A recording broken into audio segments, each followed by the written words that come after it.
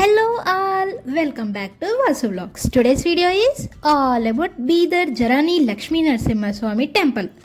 ఏడుపాయల వనదుర్గ భవానీ టెంపుల్లో దర్శనం అయ్యాక అక్కడ నుండి బీదర్కి అయితే స్టార్ట్ అయ్యాము. ఈ ప్లేస్ వచ్చేసి కర్ణాటక స్టేట్లో ఉంది. అండ్ ఆన్ ద వేలో మాకు ఇలా ఒకటి లేక్ అయితే కనిపించింది. చూడ్డానికైతే సముద్రం లాగే ఉంది.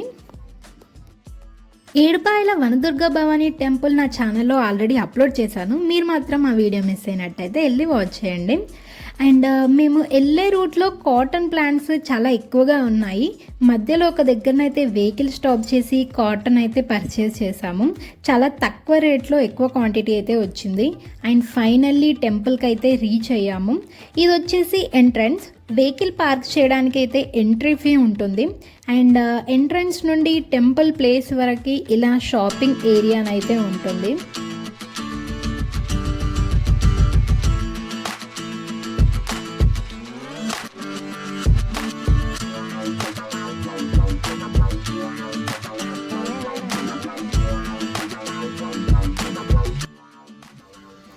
టెంపుల్కి ముందు ఇలా కోనేర్ అయితే ఉంటుంది. అండ్ ఇదంతా వచ్చేసి టెంపుల్ సరౌండింగ్స్.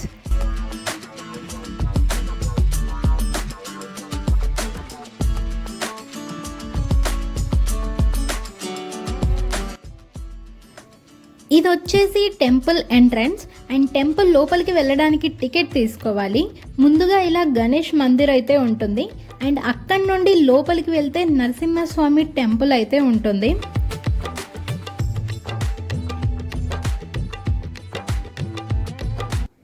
ఇది నరసింహస్వామి టెంపుల్కి ఎంట్రన్స్.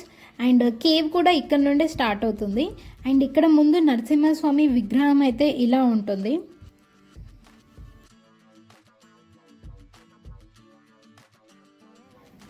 ఇక్కడ నుండి కేవ్ అయితే స్టార్ట్ అవుతుంది.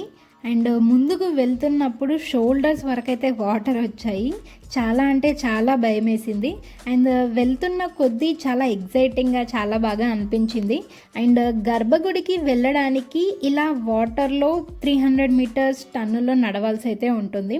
And water depth up to 5 feet వరకు అయితే ఉంటుంది.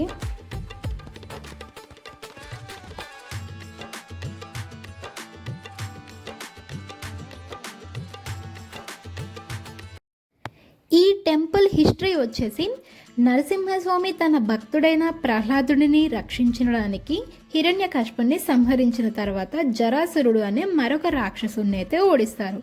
జరాసురుడు ఈ గుహలోనే ఉండేవారు. అండ్ శివునికి చాలా పెద్ద భక్తుడు. అప్పుడు నరసింహస్వామి జరాని ఏదైనా చివరి కోరికగా కోరుకోమంటారు.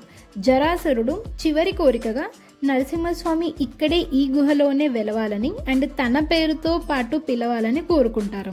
అందుకే ఇక్కడి స్వామిని జరాని నరసింహస్వామిగా పిలుస్తారు.